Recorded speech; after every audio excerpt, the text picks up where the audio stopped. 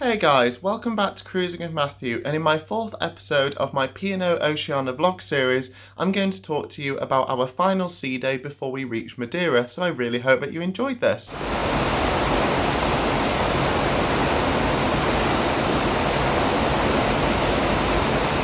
So as we woke up and made our way up to the buffet, you couldn't help but realise that the weather was really improving.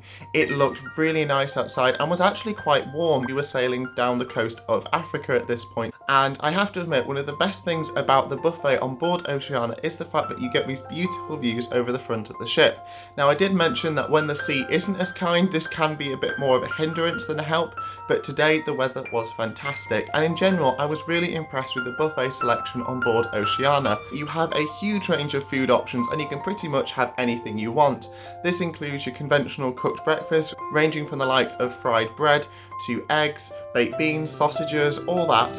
And if you want a more lighter option, you can have things like cereal, porridge, there's croissants, pain au chocolats, fruits, cold meats, cheeses. You really can have anything you want, and I did like the setup of the buffet, but it was just in a very quirky place compared to other P&O ships, as this area would normally be reserved for something like the Crow's Nest if you went on ships like Aurora or Britannia.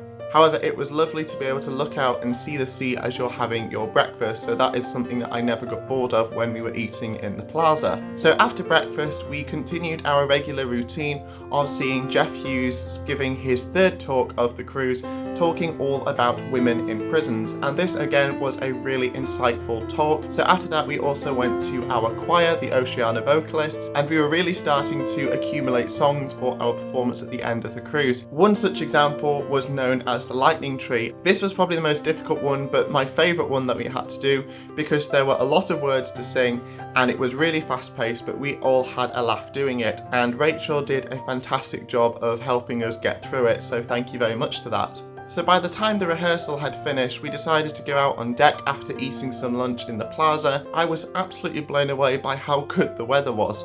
Do note that this is February, and the fact that we were able to wear shorts and t-shirts, and I was concerning myself with putting on sun cream at this point, felt very surreal because I'd never actually cruised in the winter months. So this all felt very surreal, but I was loving it.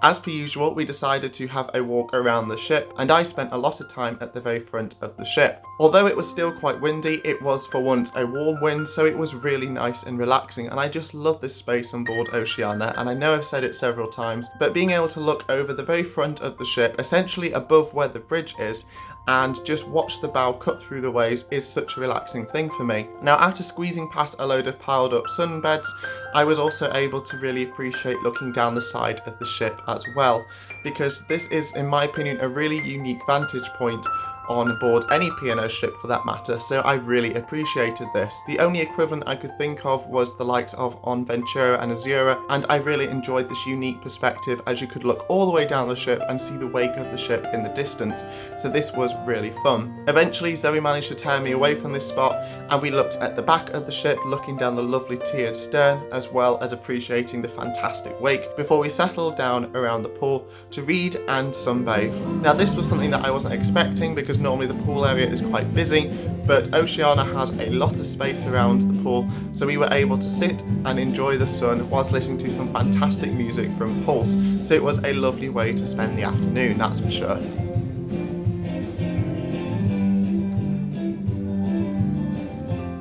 So before we started looking forward to dinner, Zoe suggested that we go to the individual quiz, which is held in the Yacht and Compass.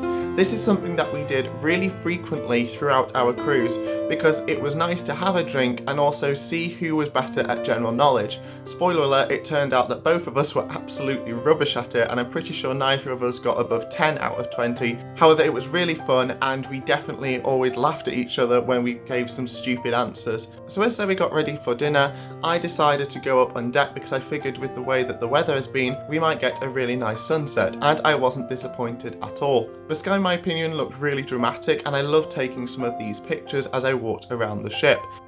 This is something that I think is fantastic about cruising, because I think you get to see sunsets and things like that completely uninterrupted, and you get a unique perspective of it.